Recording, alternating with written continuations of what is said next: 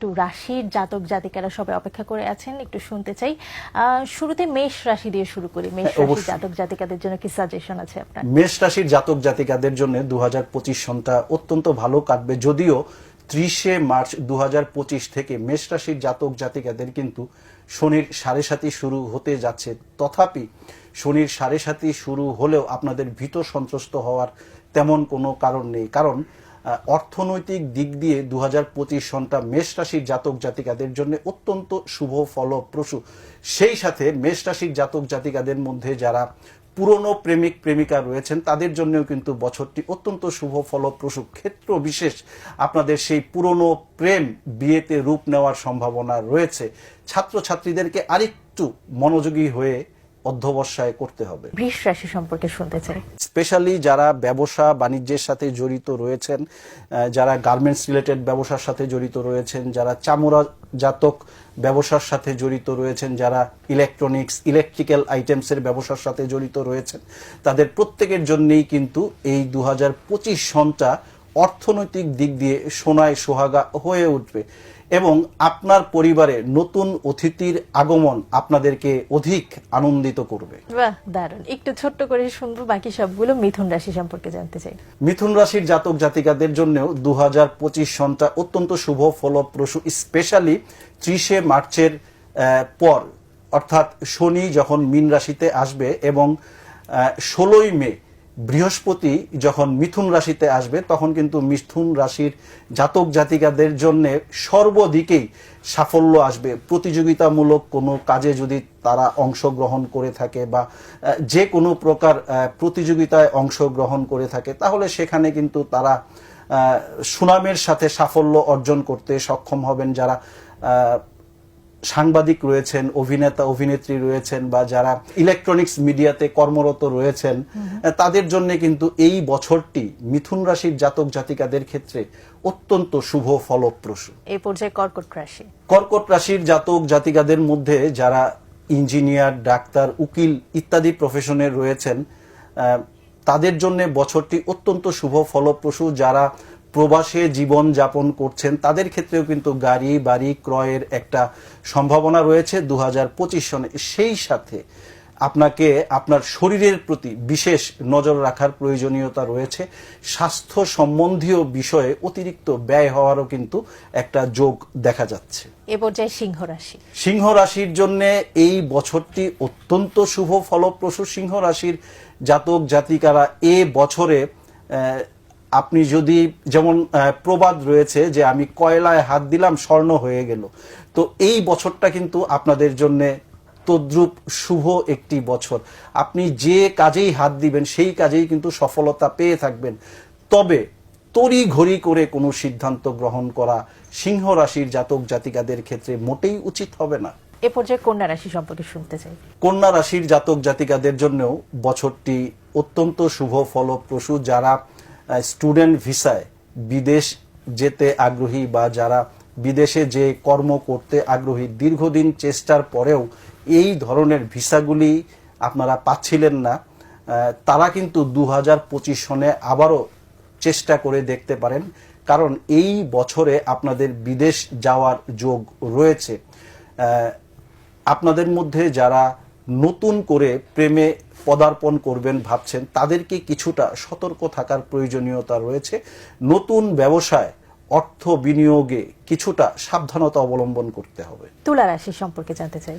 তুলা রাশির সিম্বল হচ্ছে কিন্তু দাড়িপাল্লা, অর্থাৎ ব্যালেন্স। তুলা রাশির জাতক জাতিকারা কিন্তু খুব ব্যালেন্স করে চলতে সক্ষম। তো 2025 সনেও তুলা রাশি ব্যালেন্স করে চলতে সক্ষম হবেন। তুলা রাশির জাতক জাতিকাদের মধ্যে যারা মাল্টি ন্যাশনাল কোম্পানিতে চাকুরিরত রয়েছেন তাদের জন্য বছরটি অত্যন্ত শুভ ফলপ্রসূ। তবে যারা ডিফেন্সে কর্মরত রয়েছেন তাদেরকে যথেষ্ট চোখ কান খোলা রেখে সচেতনতার সাথে সিদ্ধান্ত গ্রহণ করতে হবে, সচেতনতার সাথে কাজ করতে হবে, কারণ আপনার কলিগদের মধ্যে থেকেও কেউ হয়তো আপনাকে ক্ষতি করার চেষ্টা করবে এবং ক্ষেত্র বিশেষ ক্ষতি করেও ফেলতে পারে। কাজেই ইত্যাদি বিষয়ে অবশ্যই সজাগ সচেতন থাকার প্রয়োজনীয়তা রয়েছে। বৃশ্চিক রাশি।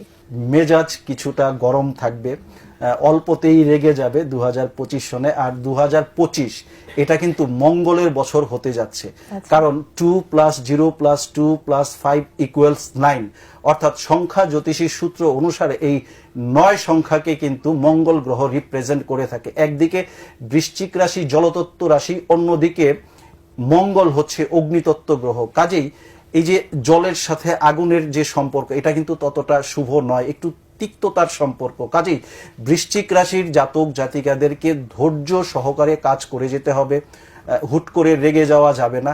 আপনি যদি নিজেকে শান্ত রেখে কাজ করতে পারেন তাহলে এই বছরে অবশ্যই আর্থিকভাবে আপনারা বেনিফিটেড হয়ে থাকবেন। ধনুরাশি, যারা দীর্ঘদিন বেকার ছিলেন, অনেক চেষ্টার পরেও একটি কর্মের সন্ধান করতে পারেননি, তারা কিন্তু এই 2025 সনের মার্চ মাসের পরে অবশ্যই একটি কর্মের সন্ধান করতে পারবেন এবং আপনার মনের মতো একটি কর্মের সন্ধান করতে পারবেন। যারা বেকার ছিলেন, চাকুরি করতে ইচ্ছুক নয়, ব্যবসা বাণিজ্য করতে ইচ্ছুক, তারাও কিন্তু 2025 সনটাকে বেছে নিতে পারেন ব্যবসা বাণিজ্যে ইনভেস্ট করার ক্ষেত্রে। তবে যারা শেয়ার ব্যবসার সাথে জড়িত রয়েছেন তাদেরকে কিছুটা সাবধানতা অবলম্বন করার প্রয়োজনীয়তা রয়েছে। মকর রাশি, মকর রাশির জাতক জাতিকাদের জন্য 2025 সনটি সোনায় সোহাগা হয়ে উঠবে। এক ধরনের দৈবী আশীর্বাদের মতো তাদের জীবনে কিন্তু আশীর্বাদ বর্ষিত হবে।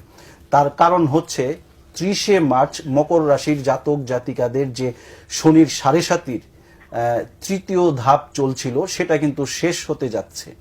কাজেই শনির 7.5 শেষ হওয়ার পরপরই মকর রাশির জাতক জাতিকারা কিন্তু অর্থনৈতিক দিক দিয়ে যেমন লাভবান হবেন এবং পাওনা টাকা আদায়েও কিন্তু আপনাদেরকে একটু সচেষ্ট থাকতে হবে।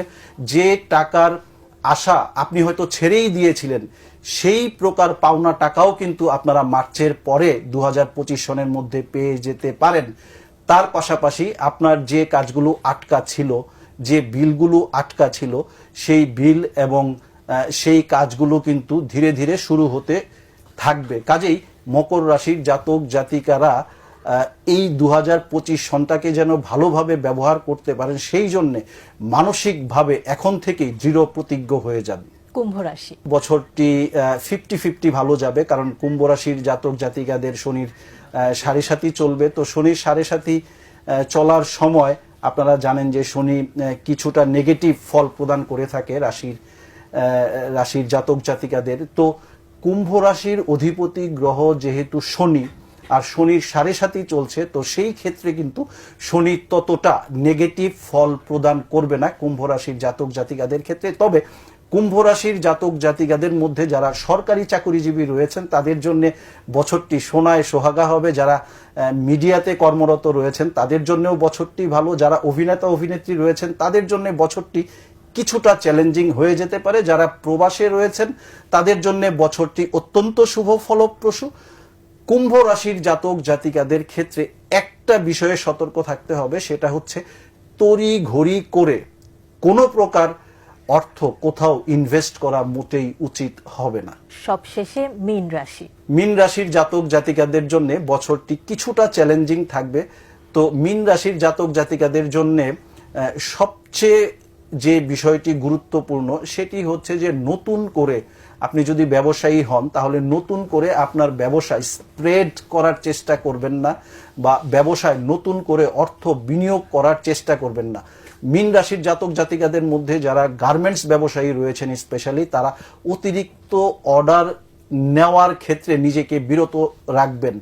আপনার ফ্যাক্টরির ক্যাপাসিটি অনুযায়ী অর্ডার নেয়া বা অর্ডার অ্যাকসেপ্ট করা উচিত হবে, অন্যথায় কিন্তু ডিসকাউন্ট বা স্টক লটের মতো সমস্যা ফেস করতে হতে পারে আপনাদেরকে 2025 সনে। যারা চাকুরিজীবী রয়েছেন, যারা গৃহিণী রয়েছেন তাদের জন্য বছরটি 80% ভালো।